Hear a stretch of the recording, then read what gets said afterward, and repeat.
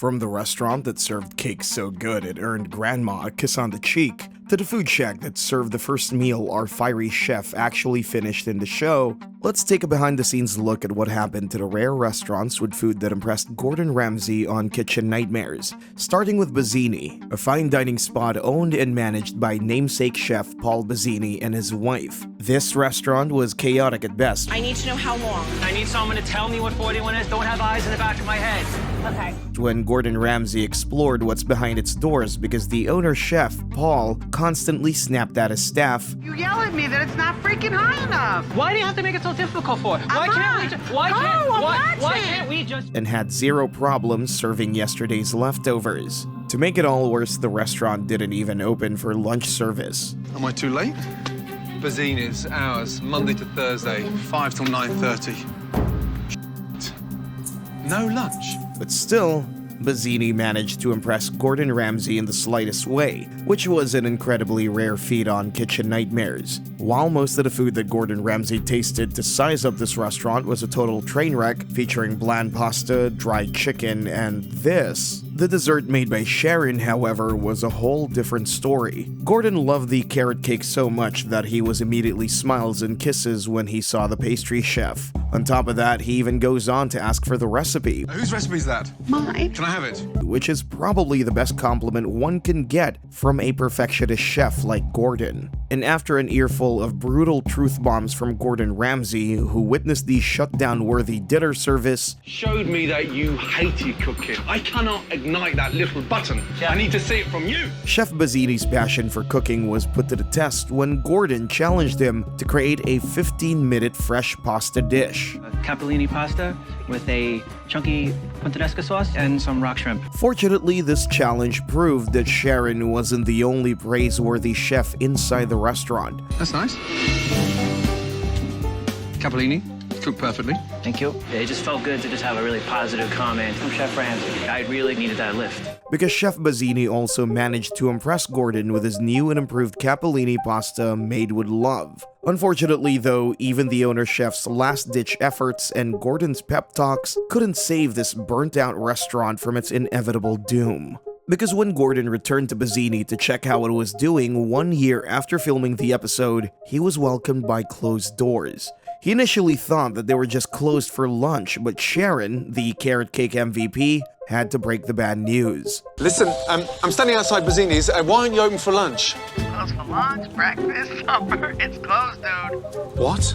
Unlike the failed restaurant though, Cherri was thriving after recently starting her own bakery. And just like before, her desserts still impressed Gordon Ramsay's famously picky palate. Come on, Gordon. It's delicious. Just like Cherri's carrot cake made Gordon see Bazini in the slightest glimmer of hope, the desserts of Blackberries in Plainfield, New Jersey also became its saving grace. Because although the first dishes Gordon tried at this restaurant lined up in a grim progression, from disappointment to plain disgust, and finally to these nasty-looking chitlins. I mean, I know chitlets are the intestine, but should they really stink? Before I do taste them, I'd like to pray to God. In Jesus' name. In Jesus' name, you are blessed. We rebuke the spirit of the devil. You are prayed over. We guarantee you that you are not about to succumb to those chitlins. Mother Mary, the owner's mom and the restaurant's pastry chef, made up for all the disasters her daughter put out. Because when Gordon took a bite of her cake, he was so impressed with the quality that he couldn't resist giving Grandma a kiss on the cheek. Though this compliment may seem small compared to all the complaints Gordon had about the other dishes, it's obviously a milestone considering how rarely Ramsay finds any food he likes on Kitchen Nightmares. So there was definitely hope that the restaurant could pull off a promising relaunch. Now, of course, there were still some hiccups along the way, like the dead mouse planting accusation and the regular heated conflicts between the staff. However, with Gordon's advice, new appliances, and a full interior redesign, the restaurant did manage to transform and execute a successful relaunch. Several weeks after filming, Blackberries was still packed with happy customers, and it was obvious that Cherri had transformed into a softer, more agreeable owner. But unfortunately, this change did not last. In the years that followed, Shelley reverted to her old ways as proven by the customer reviews complaining about hearing all the yelling and screaming from the dining area. The food was said to be frozen or old, which is kind of unsurprising, considering that during filming, Shelley was already in total denial about the state of her food. I absolutely do not believe that there's that much wrong with my food. Low-star reviews flooded the restaurant, and it was only a matter of time before it approached its inevitable shutdown in 2013, less than 2 years after the episode aired. However, this ending isn't all that tragic because Shelley, despite being a horrible restaurant owner, ultimately returned to the very career that made her successful in the food industry: catering. By the looks of it, this venture may be sticking with her for the long term. Safe to say that if being a restaurant with a nightmare owner were a crime, Blackberries would have been doing time. Just not alone, because its cell would have been right next to Burger Kitchen's, a Los Angeles restaurant also built like a chaotic family project. This is the restaurant where we get introduced to Alan, the dad who fancied himself a meat expert just because he'd eaten in a bunch of steakhouses, and Jen, his wife, who loved micromanaging but still managed to forget about paying their head chef. I come in here and I work, I open the place, I do what I'm supposed to do, and I don't get paid. Where's my paycheck? Then there was Daniel, I was kind of dragged into this. the son whose inheritance from his granddad was slowly draining into Burger Kitchen against his wishes, and was being treated like a child by his parents instead of a business partner. For Gordon Ramsay, fixing this restaurant was basically half actual kitchen intervention and half family therapy sessions. When was the last time you actually made a decision together?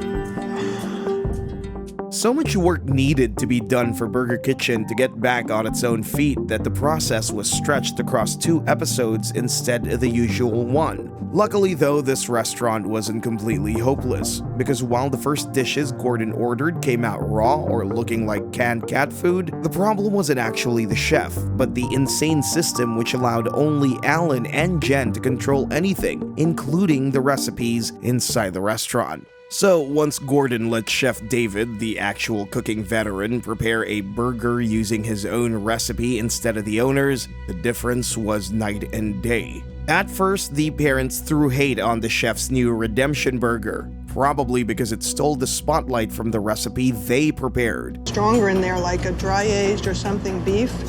But I do like my meat red in it. I am a medium rare girl. Problem is that's not medium rare. But Gordon was quick to defend Chef David's burger and gave it a spot on the new menu. It's delicious. Thank you, Chef.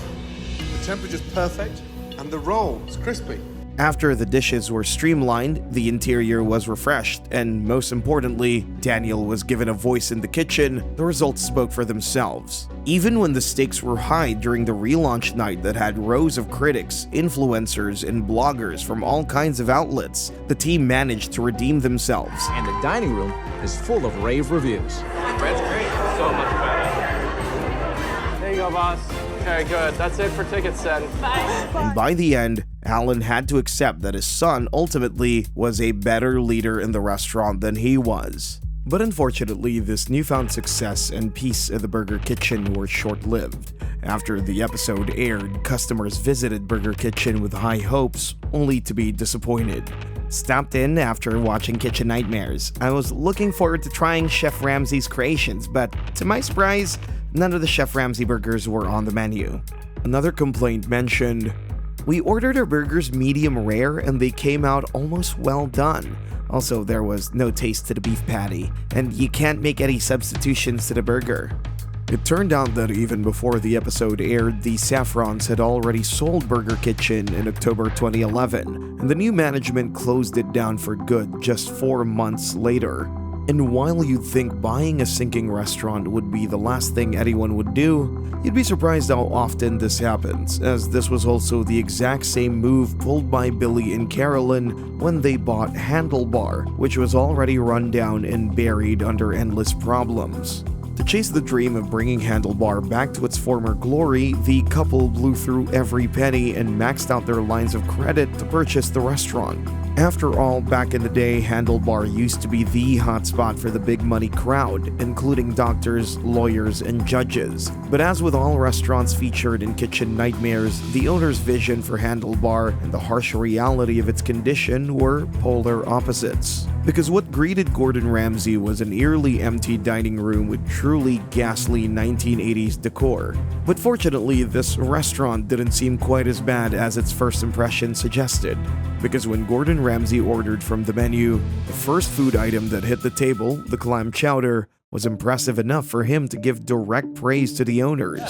I'd just like to say that's nicely seasoned, very tasty and perfect for a winter's day. I'm glad you enjoyed it. Now, everything else that followed was a total disappointment, including the seafood crepe that Gordon dubbed as That's seafood crap. However, the game changer was that despite being a stubborn couple at first, Bill and his wife eventually came around and started to actually heed Gordon Ramsay's advice. They fully embraced every change introduced by Gordon, including adding new menu items, interior revamp, and the habit of making every part of the kitchen spotless. During the relaunch, things started off hectic, with food being either undercooked or burnt. But it all finally came together when Melissa, the head chef, found her rhythm in communicating with her team. And for the first time in years, life was breathed back into Handlebar. And the success lasted even after a year when Gordon returned to check in on how it was doing post-rescue. Regrettably though, Handlebar was closed down in 2009, shortly after Gordon's second visit. There had been no official statement about the reason behind this decision, but a common theory was that the owners had to sell the restaurant to take care of Billy's cancer treatment, who passed away years later. Closing up shop is the outcome every struggling restaurant wants to avoid, which is why Cherri, the owner of Mama Cherri's Soul Food Shack, placed all her hopes on Kitchen Nightmares when a restaurant started to bleed out money instead of turning a profit. Right off the bat, this quaint, intimate eatery located in the shoreside city of Brighton was unlike most nightmare restaurants seen on Kitchen Nightmares. Here, there was no ear-aching shouting and chaos in the kitchen, and although its exterior and interior did not exactly make the best first impression on Gordon Ramsay, the Food Shack's dishes were actually deserving of being served in a restaurant, because on top of Gordon giving subtle praises for the appetizer, It's actually quite nice. Very delicate fish, and it's nicely fried. Very light, really nice. he enjoyed the main so much that he returned to the kitchen with an empty plate. This may be the first time I'll actually go back to the kitchen with an empty plate. A scenario never before seen on the show, either prior to or after this episode. Bloody delicious. Thank you. Gordon even went on to say that the meal reminded him of home. And it actually made me feel like I was back at Mum's for the first time and having some home cooking. It was very good. Don't get me crying. Which is perhaps the best praise a soul food shack like Mama Cherri's could hope for. But just when the episode so far didn't exactly feel nightmares-ish, the cracks that earned Mama Cherri a spot on Kitchen Nightmares became evident the next time Gordon arrived. Mama Cherri, the owner, was doing all the ingredient preparations, leaving the head chef having nothing to do. And the part-timers either arrived late, clocked in while still thinking about their day jobs, or simply came and went as they pleased. To top it all off, the home-style food that Gordon had been so impressed by would have been pulled straight from a freezer if it had been a regular service. However, compared to most Kitchen Nightmares and terrors you'd see on the show, these were pretty much child's play problems for Gordon Ramsay to fix. The basics, impressive food, was already there, so Gordon just needed to give the restaurant a little nudge.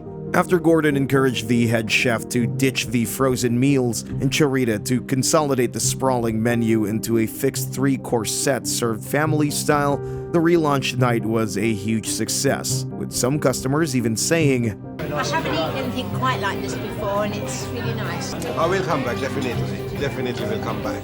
On a Wednesday night that typically saw only 8 customers, the restaurant managed to pull in £1,000 as if it were a Friday or Saturday evening. And this success didn't just carry on, but very much snowballed down the road, a scene when Gordon returned to check on the restaurant 2 years later. Follow me. Follow me. Mega, she's not kidding.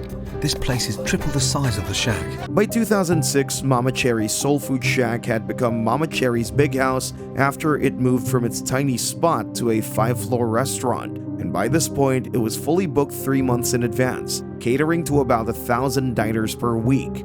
But when everything about this upgraded restaurant seemed perfect on the surface, new problematic issues emerged behind the scenes of Mama Cherry's. Chefs had returned to cooking and reheating food in bulk, functioning almost like a fast food operation rather than a true soul food restaurant to keep up with the demand. And Gordon, after being so proud of Mama Cherry's progress, was just blindsided by disappointment. Just, where's the passion gone? What the fuck are we doing? Get that shit in the bin. Everything in the fucking bin. Now. But of course, once again, he stepped in to rescue the restaurant for the second time. He gave Mama Cherry's chefs a much-needed earful, which resulted in the revival of the good food that reminded Gordon of the original charm of the OG shack. Looking at it, tasting it, I feel like I'm back in the fucking shack. Good.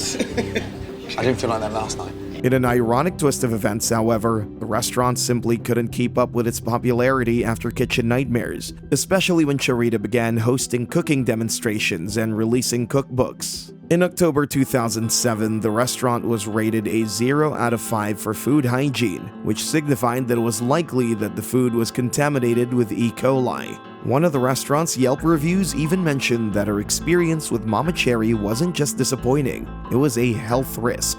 The ribs were greasy, the fried chicken had a film on it, and me, the biggest pig who'll literally eat anything, did not even touch the chili.